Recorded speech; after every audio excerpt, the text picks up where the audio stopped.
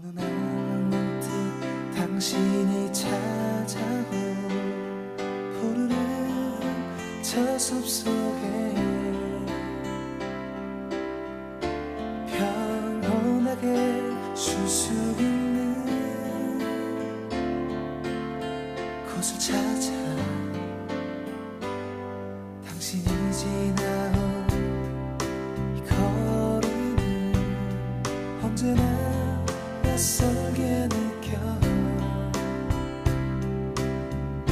그 어디에도 평화 없네 참 평화 없네. 미가서 6장 9절부터 16절까지 말씀을 같이 보았습니다. 미가서 6장 9절부터 16절까지 말씀을 가만히 보면 여러분이 보면 하나님이 무섭다 이런 생각이 들을 수도 있어요. 그런데 하나님께서는 원래 진짜 무서운 분은 아니고 사랑이 많으신 하나님이죠, 그죠? 사랑이 많으신 하나님인데 이렇게 써놓은 이유가 있어요. 무슨 말이냐면 너희가 잘못하면 너희가 잘못한 것 때문에 너희가 벌을 받아. 다시 말하면 너희가 죄 지면 죄 진 그 값을 받을 거다 이 말이에요. 그런데 하나님은 그렇게 되지 말았으면 좋겠다 이런 얘기를 쓰는 거 아니에요, 그죠? 그렇게 되지 말았으면 좋겠다. 너희들이 죄를 지면 그대로 벌을 받지만 나는 너희들이 그렇게 안 됐으면 좋겠다는 마음을 가지고 이 책을 쓴 거예요. 그렇겠죠? 그러니까 너희들이 이런 죄를 짓지 말았으면 좋겠다, 그렇게 안 했으면 좋겠다, 그런 말입니다. 자, 우리 미가서 6장에 9절을 한번 봐봐요. 9절 뭐라고 써 있어요? 지혜는 주의 이름을 경외함이라 이렇게 되어 있습니다. 주님의 이름을 경외하는 것, 이것이 지혜다, 그런 말씀을 써놨어요. 그러니까 지혜가 뭐냐? 지혜는 머리 좋거나 공부 잘하는 걸 얘기하는 게 아니고 지혜는 주의 이름을 경외하는 것이 지혜다. 그러니까 고린도전서 1장에도 보면요, 미련한 자들을 들어서 지혜 있는 자들을 부끄럽게 하신다 그랬고, 없는 자들을 들어서 있는 자들을 부끄럽게 하시는 하나님이다. 그러니까 이 세상에서 천박한 사람을 들어서 이 세상에 귀하다고 생각하는 사람들을 이렇게 부끄럽게 하시는 하나님, 가난한 자들을 들어서 부자를 부끄럽게 하시는 하나님, 이런 약한 자를 들어서 강한 자를 부끄럽게 하시는 하나님이다. 그러니까 교회는 세상 사람들의 어떤 기준으로 봐서 그 순서대로 돼 있는 게 아니고, 교회는 어떤 면에서 반대가 되죠. 하늘의 삶은 이 땅의 삶하고 좀 반대가 되는 것 같아요.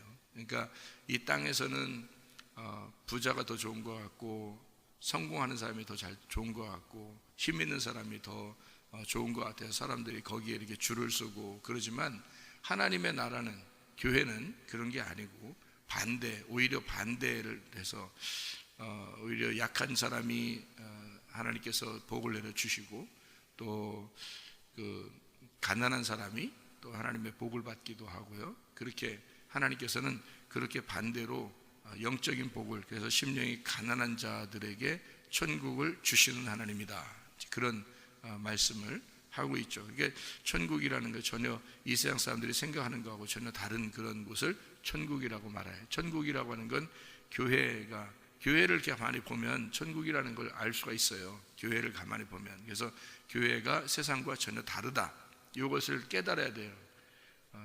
세상하고 좀 비슷하게 교회를 생각하고 교회로 오게 되면 많이 시험에 듭니다. 교회는 전혀 세상과 다르다는 것을 알고서 교회를 다녀야 시험에 안 걸려요. 오히려 반대가 되죠. 우리 지혜하고 주의 이름을 경외하는 것하고 우리가 한번 성경 한번 찾아보면 말라기서 3장 16절을 한번 보면요, 말라기서 3장 16절을 보면 이렇게 되어 있어요. 그때 여호와를 경외하는 자들이 피차에 말하매 여호와께서 그것을 분명히 들으시고 여호와를 경외하는 자와 그 이름을 존중히 여기는 자를 위하여 여호와 앞에 있는 기념책에 기록하였느니라. 어떤 사람을 기록해 놨냐면 여호와의 이름을 존중히 여기는 자. 그 이름을 존중히 여긴다는 말은 무슨 말이겠어요? 여호와의 이름이 뭐라고 우리는 꼭 외워놓고 있으라고 했어요. 여호와의 이름이 꼭 뭐라고? 사무엘하 6장 2절에 보면 여호와의 이름은 뭐라? 법궤라고 우리가 기억하고 있어야 된다, 이런 얘기를 했죠. 법궤. 그럼 법궤는 뭐를 법궤라고 그러죠? 말씀을 보존하는 궤라는 말입니다. 말씀을 보존하는 궤니까 그게 뭐예요? 말씀이 육신이 돼서 온 것이죠. 말씀이 육신이 돼서 온 것, 이거를 법궤라고 그래요. 그러니까 법궤는 누구를 말한다? 예수 그리스도를 말한다. 그럼 예수님만 말한다? 아니다. 누구도 말한다. 나도 말한다. 내가 뭐가 돼야 된다? 그러니까 법궤가 돼야 된다. 내 속에 뭐가 들어오면? 말씀이 들어오면, 그렇죠. 나 같은 육신에 말씀이 들어오면 법궤가 된다, 이 말이에요. 그러니까 여호와 이름을 경외하고 존중히 여기고 그의 이름을 주니까, 그 이름이라고 하니까 우리가 무슨 어떤 다른 이름이 있는가 보다 이런 게 아니라 말씀을 얘기하는 거예요. 그러니까 말씀, 그 이름을 존중히 여기는 자, 그런 얘기입니다. 그러니까 법궤를 말하고 하나님의 말씀을 말하는 것이다. 이렇게 이걸 이제 구분해서 이렇게 알고서 성경을 보면은 이게 이런 말이구나라는 걸 알게 될 텐데, 그게 만약에 모르면 여호와의 이름이 뭐지? 그걸 내 존중히 하고 싶은데 그러면 하나님의 이름을 거룩하게 부르는 건가 보다, 하나님 이렇게 거룩하게 부르는 건가 보다, 이렇게 생각하니까 다른 쪽으로 이제 자꾸 이렇게 넘어간단 말이에요. 그러니까 정확하게 뭔지 성경에서 발견해 놓으면 괜찮은데, 그걸 모르면 다른 쪽으로 자꾸 생각이 들어간단 말이에요. 그러면 오히려 더 삐뚤어져 나가죠, 그죠? 이게 다른 말이니까 또 삐뚤어져 나갈 수 있어요. 자, 우리 이제 또 성경 한번 찾아봐요. 잠언서 9장 10절, 잠언서 9장 10절 말씀, 뭐라고 되어 있냐면 이렇게 되어 있습니다. 여호와를 경외하는 것이 지혜의 근본이요 거룩하신 자를 아는 것이 명철이니라, 이렇게 되어 있습니다. 그러니까 여호와를 경외하는 것, 경외한다는 것이 이제 두려워한다는 것이고, 이렇게 좀 이렇게 무서워한다는 그런 의미도 돼요. 그러니까 좀 거룩하게 여기고, 좀 존중히 여기고, 뭐 이런 얘기가 되는 거죠. 그러니까 여호와를 그렇게 하는 게 지혜의 근본이래요. 그러니까 뭐 머리 좋고 공부 잘하고 이런 의미가 아닌 것 같아요, 이게, 그죠? 그런 말이 아니고요. 자, 욥기서 28장 28절, 욥기서 28장 28절.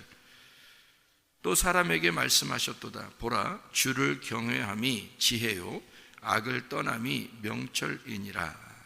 지혜와 명철을 이렇게 두 개를 같이 이렇게 썼냐면, 지혜라고 하는 말이 있고 명철이라는 말이 있는데요. 명철이라고 하는 거는 깨닫고 이해하는 걸 말합니다.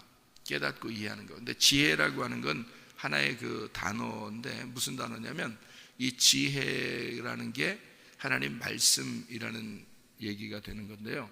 그 말씀을, 그러니까 지혜와 명철, 그러면 지혜는 말씀을, 명철은 깨닫는 것을 말합니다. 그러니까 명철 이렇게 같이 나오는 이유가 있어요. 그게 깨닫기 때문입니다. 이해하고 깨달아야 된다는 것을 같이 나와야 되기 때문에 지혜와 명철이 같이 나오는 거예요. 그럼 지혜라는 게 뭐냐? 그러면 지혜가 뭐냐?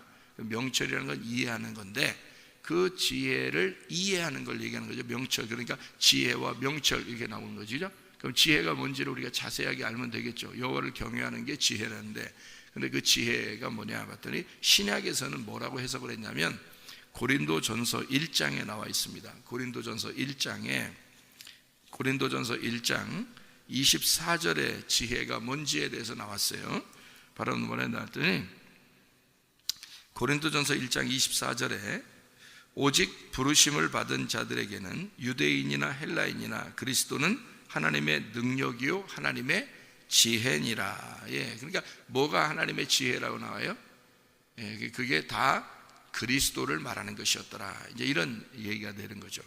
고린도 1장 30절 말씀 보니까 이렇게 되어 있죠. 너희는 하나님으로부터 나서 그리스도 예수 안에 있고, 예수는 하나님으로부터 나와서 우리에게 지혜와 의로움과 거룩함과 구원함이 되셨다. 이렇게 되어 있습니다. 그러니까 예수 그리스도가 지혜고, 예수 그리스도가 공의로우신 분이고, 정의이고, 정의, 그리고 구원이 되셨다, 이런 얘기가 되죠. 잠언 3장 18절에는요 뭐라고 써놨냐면 지혜는 그 얻은 자에게 생명나무라 지혜를 가진 자가 복되다 이렇게 되어 있습니다. 그러니까 지혜가 누구라고요? 생명나무인데 그 생명나무가 누구라는 거야?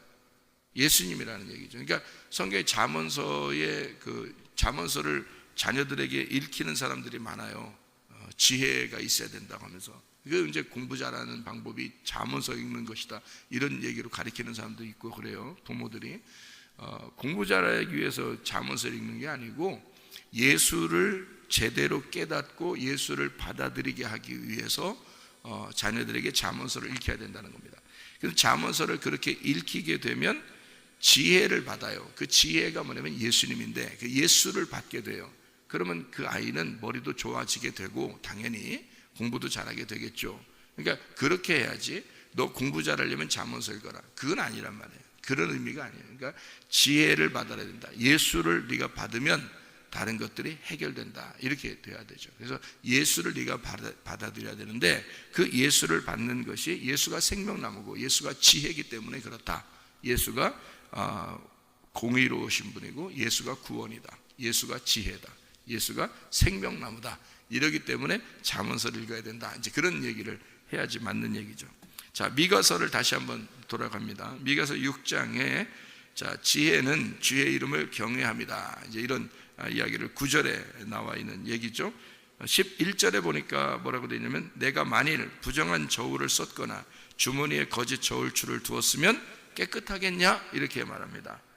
왜 이렇게 써놨어요? 미가서 6장 11절에 왜 이렇게 써놨어요? 하나님은 어떤 하나님이라는 걸 알려주기 위해서요. 하나님은 참된 하나님이다. 진리의 하나님이다. 거짓말하지 않는 하나님이다. 하나님은 정직하신 분이다. 하나님은 진리다. 이런 얘기를 써놓기 위해서 그런 거죠. 그래서 성령님이 오시면 어떻게 해요? 우리에게 진리의 성령이라 그러죠. 진리, 참되다는 말입니다. 그래서 하나님 말씀은 이 세상의 모든 건 다 거짓돼도 하나님의 말씀은 참되시다. 그래서 우리가 참된 것을 자꾸 배워야죠. 참된 것을 자꾸 알려고 해야죠. 그죠? 그게 하나님 말씀이란 말이에요. 그러니까 위조 지폐 가지고 자꾸 자기 진짜 돈이라고 그렇게 써먹고 그러면 나중에 어느 날 걸려요. 위조 지폐 가지고 써먹는 게 아니야. 진짜 돈을 가지고 써야죠. 그죠? 그래야 걸리지도 않고 유익하게 쓸 수 있고 그것을 진짜 돈을 많이 가지고 있는 사람이 진짜 부자죠. 위조 지폐를 많이 가지고 있다고 해서 부자가 아니란 말이에요. 어느 날 걸리게 돼 있단 말이죠. 그러니까 진짜는 하나님 말씀이에요. 이 세상에서 어떠한 것들 많이 우리가 가지고 있다 할지라도 그 자랑할 거 하나도 없어요. 이 세상에 어떠한 책을 많이 읽었다 하더라도 자랑할 거 하나도 없습니다. 참된 것은 오직 하나님 말씀뿐입니다. 하나님 말씀이 참돼요. 그래서 이 말씀을 액면 그대로 창세기부터 요한계시록까지 계속해서 우리가 읽고 듣고 이 말씀 그대로를 우리가 간직하고 있으면 그게 참 지혜라는 것입니다. 진짜 지혜는 예수 그리스도니까 그분만이 우리의 지혜니까. 그래서 진리의 하나님, 진리의 하나님이니까 너희가 거짓을 행하면 그게 깨끗하겠냐 이거예요. 너 거짓 행하면 깨끗하겠냐? 벌 안 받겠냐 이거예요. 벌 안 받겠냐? 참 하나님은 진리이신 하나님이시다. 이런 얘기를 하고 있죠. 자, 그 다음에 13절에 보니까 미가서 6장 13절 보니까 그러므로 나도 너를 쳐서 병들게 하였으며 내 죄로 말미암아 너를 황폐하게 하였나니. 자, 무섭죠. 이런 하나님이라면 무섭죠. 자, 이게 무슨 말이냐면 네가 너 때문에 병들었단 말입니다. 네가 너 때문에 황폐하게 됐다는 거예요. 하나님 어떤 하나님이란 얘기예요? 공의로우신 하나님이란 얘기입니다. 공의로우신 하나님. 그러면 아하, 내가 죄지면 꼭 이렇게 갚아주신 하나님이구나 라고 이렇게 공의로운 하나님, 이런 걸 공의로운 하나님이라구나 이렇게 생각할 수 있잖아요. 그러면 잘 생각해 보라고요. 여러분, 우리가 죄를 질 때마다 하나님이 막 때리고 죄를 질 때마다 벌을 주고 공의로운 하나님이라고 하면서 자기가 무슨 갑질 하듯이 그렇게 우리한테 대하는 하나님이란 얘기입니까? 이게 그런 하나님이에요? 이런 그런 짓 하지 말란 뜻이에요. 그죠? 너희들 죄지지 마라 그런 말이에요. 왜냐하면 너희들이 죄지면 너희들이 죄진 것 때문에 벌을 받아. 잘 들어요. 제가 말하는 걸 잘 들어야 됩니다. 너희들이 죄진 것 때문에 너희가 벌을 받아. 잘 생각해 봐요. 자, 우리가 남을 미워하거나 남을 괴롭히거나 거짓말하거나 음란하거나 또는 다른 외식하거나 이런 식으로 살잖아요. 그러면 어떻게 되는지 알아요?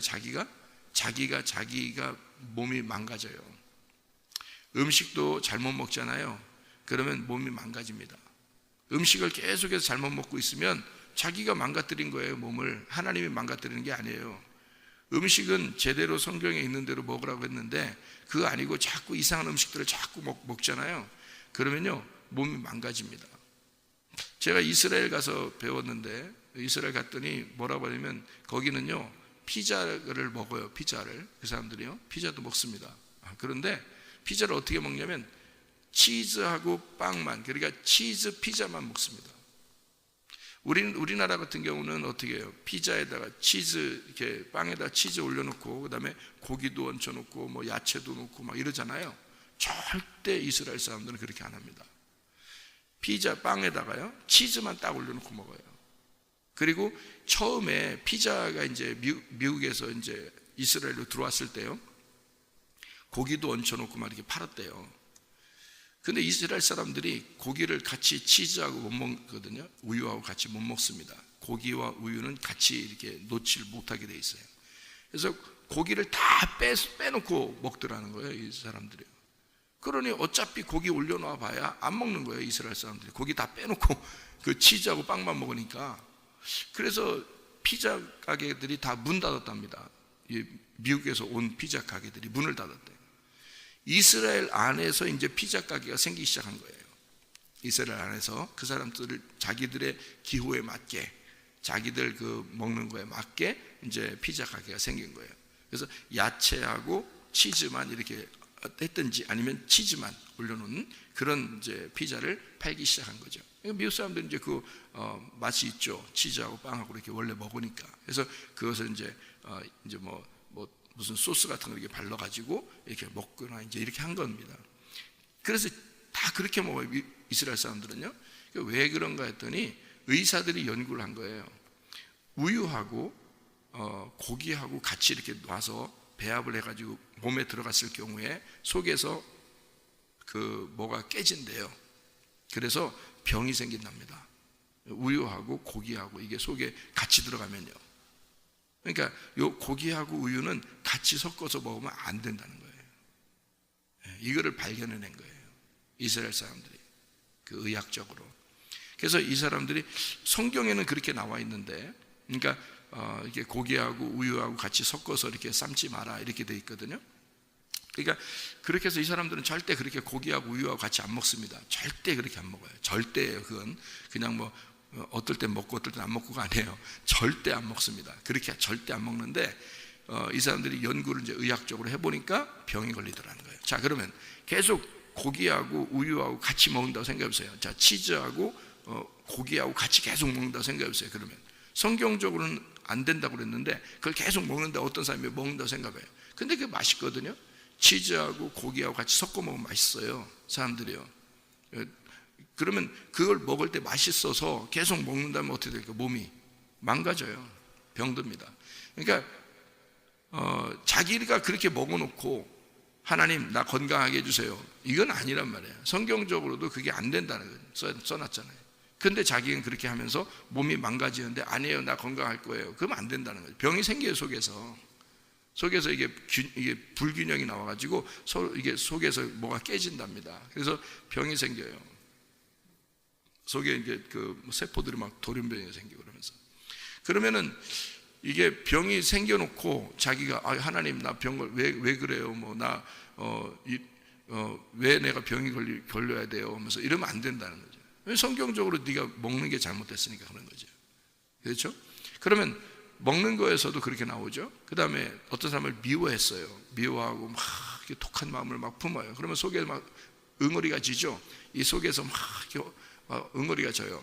그 막 불안하고 두렵고 막 떨리고 막 이런 것들이 막 생겨요. 조급하고 막 화가 나고. 성경적으로 화내면 안 되거든요. 화내지 말고 부드럽게 이야기하고 그래야 되는데 자꾸 속에서 화가 나고 짜증나고 막 두근두근하고 막 이러면요 병이 생깁니다. 그러면 병이 생기고 나면 너 때문에 네가 잘못해서 네가 병 걸렸잖아. 자, 이제 성경적으로 보면요, 네가 죄지면 이런 벌을 받는 거야 라고 되는 거란 말이에요. 그게 누구 때문에 그런 거예요? 하나님이 그냥 벌 주고 싶어 그런 거예요?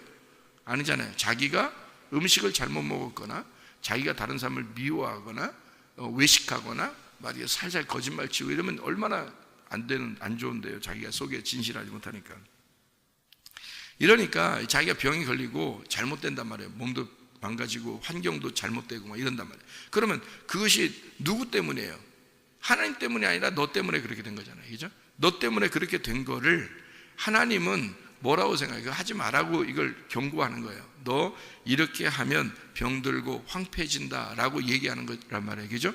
그럼 그런 걸 갖다가 왜 성경에다 이렇게 쓰시냐? 하나님은 공의로운 하나님이시기 때문에 이렇게 할 수밖에 없다. 자, 정해놓은 것을 네가 그 규칙을 따르지 않았다. 그러면 너는 이렇게 병도 들고 잘못될 수 있는 것이다 라고 얘기를 하는 거죠. 그런데 이거를 누가 줬다 그래요? 하나님이 그렇게 만들었다 그래요. 그럼 이걸 우리가 잘 알아야 되죠. 무슨 말이냐면 네가 잘못해서 네가 병들은 거야 라고 해야 되는데 하나님이 그런 병을 주고 하나님이 그렇게 너를 황폐하게 했다라고 말하는 거죠. 그게 이제 우리가 좀 발견해 내야 되는 그런 말씀입니다.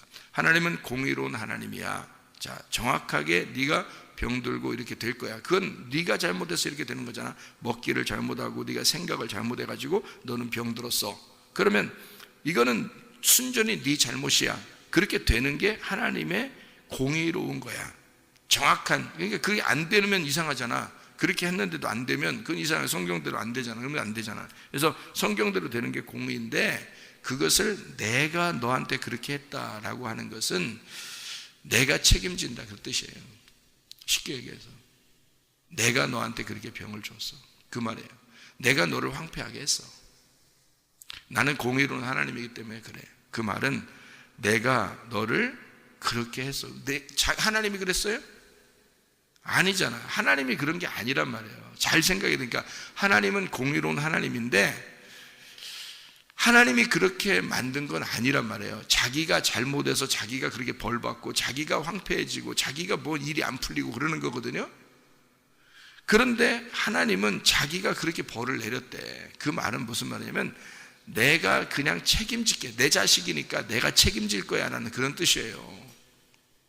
그러니까 한마디로 말하면 애가 밖에 나가서 잘못했잖아요.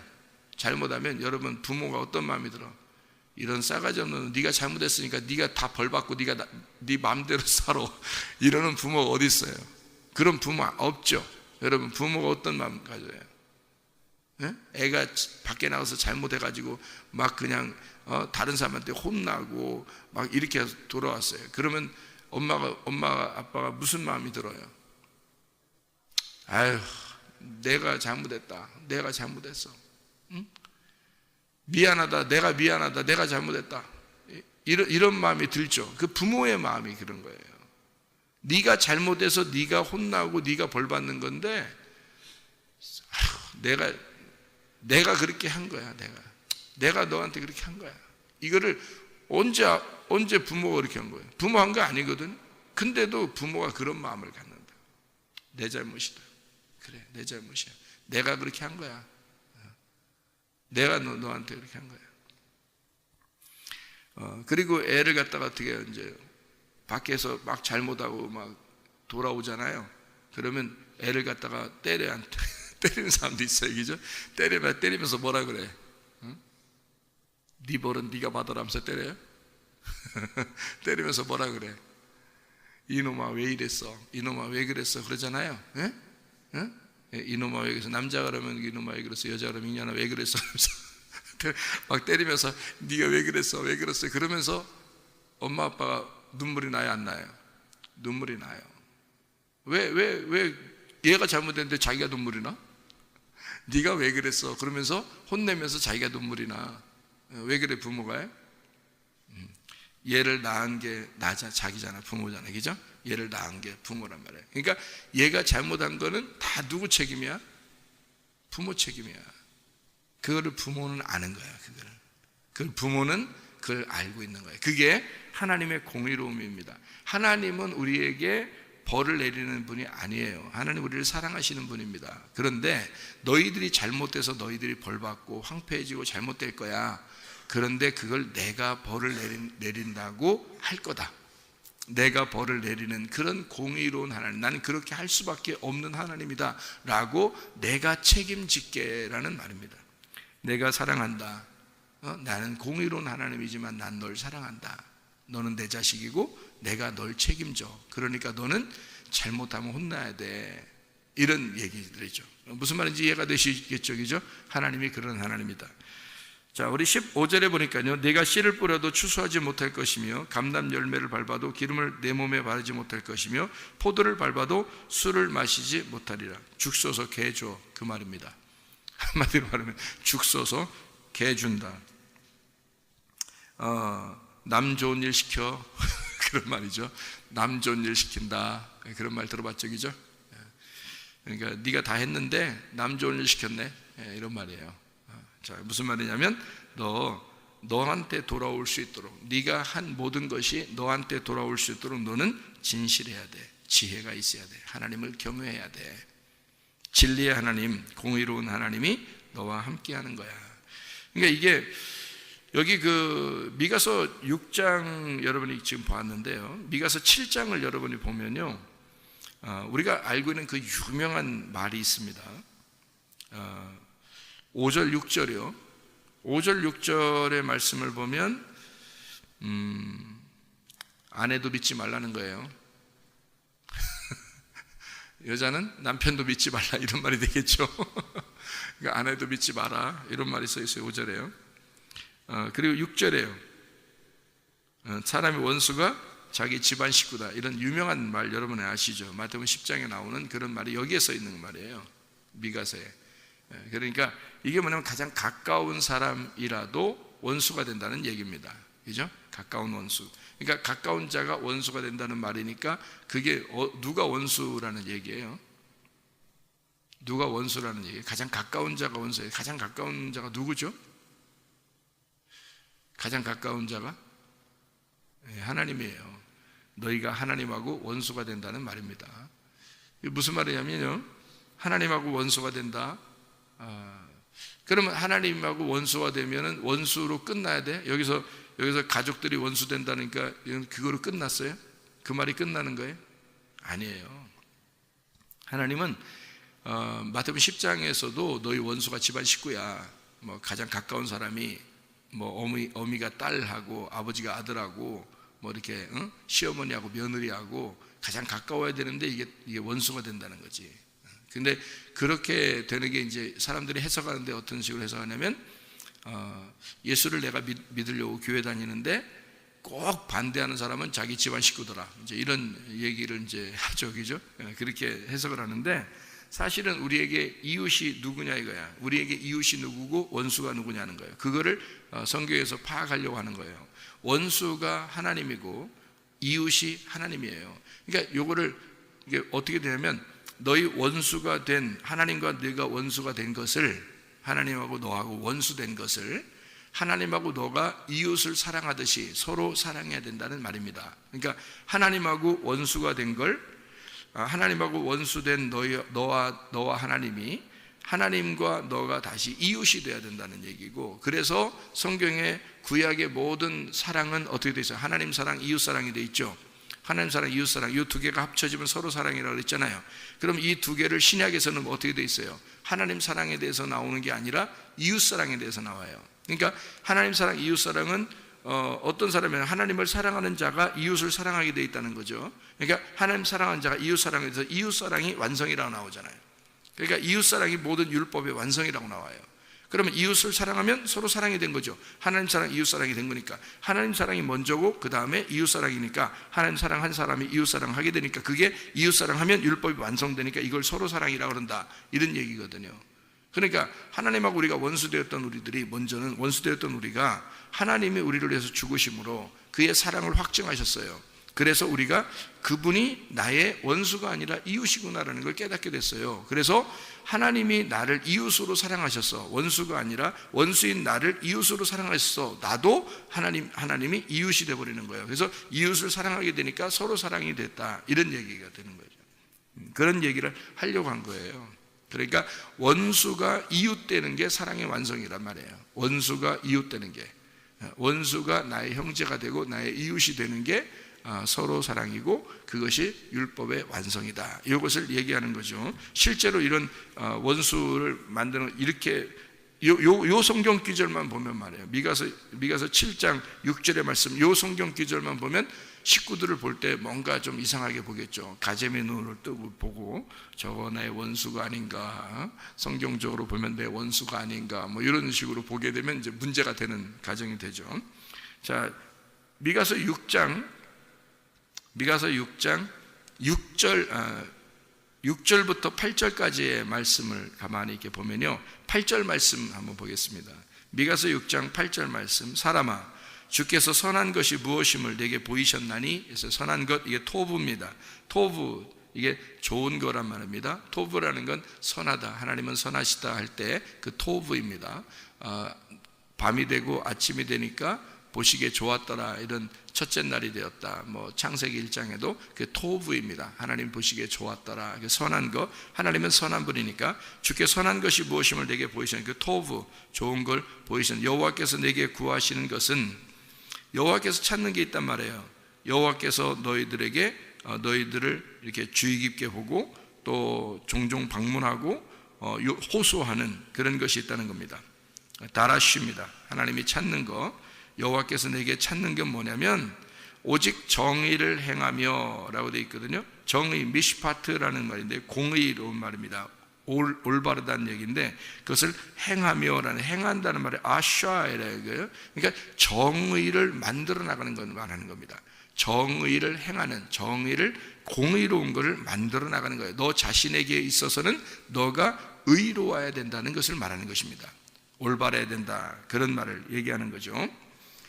정의를 행하며 인자를 사랑하며, 인자를 사랑하는 인자가 헤세드입니다. 헤세드라는 말을 여러분 아시죠?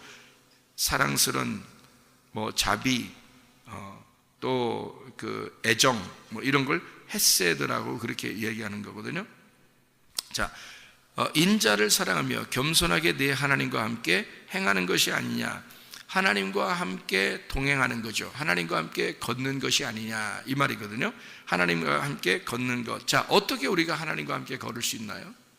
자, 이게 그러니까 지금 정의를 행하며 인자를 사랑하며 겸손하게 하나님과 동행해야 된다는 것을 말하는 겁니다. 하나님의 선한 것이 그것이래요. 그러면 하나님의 선한 것, 그러면 어떻게 우리가 하나님하고 동행할 수 있겠어요? 생각해 보세요. 우리가 하나님 어디 있는 줄 알고 우리가 하나님과 동행해요? 하나님 어떻게 하면 동행할 수 있겠나요? 우리 속에 누가 들어오면 돼요? 하나님이 들어오면 되는 거예요. 그러니까 내 속에 하나님이 들어오면 되는 거예요. 그러면 그게 동행하는 거란 말이에요. 근데 하나님이 안 들어오면 뭐 천하 인간의 해결이 안 나요. 하나님이 안 들어오면 그 안에 아무도 예배를 드려도 예배가 아니죠. 뭐를 해도 아무것도 아닌 거예요. 하나님이 내 속에 들어오면 하나님이 모든 것이 되셔서 나와 동행하는 겁니다. 내가 아무것도 안 해도 하나님과 같이 있는 거예요. 그러니까 하나님만 내 속에 들어오면 되는 거예요. 그래서 누가복음 11장 13절에 너희가 구하려면 뭘 구하라? 성령을 구하라. 하나님께서 가장 좋은 거, 아버지가 가장 좋은 거 주려고 하지 않겠냐? 그게 바로 성령이다 라고 얘기해요. 그러니까 진리의 성령과 너가 같이 동행하게 되면 이 모든 건 가능하다는 거예요. 근데 진리의 성령이 네 속에 들어오지 않으면 넌 모든 게 불가능하다는 거예요. 왜냐하면 네가 하는 모든 것들은 하나님하고 딱 맞서서 행동하는 것이기 때문에 하나님이 너한테 맞서 있는 행동, 너한테 이렇게 네가 하는 대로 그대로 갚아줄 수밖에 없다는 거죠. 그런데 하나님이 내 속에 들어와 버리고 내가 하나님 안에 들어가 버리면, 하나님의 성령 안에서 같이 있으면 이게 같이 동행하는 거예요. 그래서 모든 것이 다 선하게 바뀌어 버립니다. 그렇죠? 모든 게 다 선하게 바뀌어 버리는 거예요. 예, 그게 토부라는 거예요. 그게 선함, 하나님의 선함이라는 겁니다. 그러니까 하나님의 말씀을 볼 때 어떤 말씀들은 무섭죠. 막 쫙쫙 갈라지는 것 같고 무섭잖아요. 선과 악이 딱 갈라집니다. 무섭지만 하나님 안에 이렇게 들어가 보면 그게 생명나무고 그게 사랑이라고 하는 것을 깨닫게 되는 거죠. 이게 지금 미가서 6장에 있는 이 말씀도 마찬가지의 말씀이에요. 여러분, 우리 주님, 이 선하신 하나님, 사랑이 많으신, 이 긍휼이 많으신 하나님, 그러나 공의로우신 그 하나님과 여러분 동행하시고 그 주님을 만나시기를 바랍니다. 기도하겠습니다.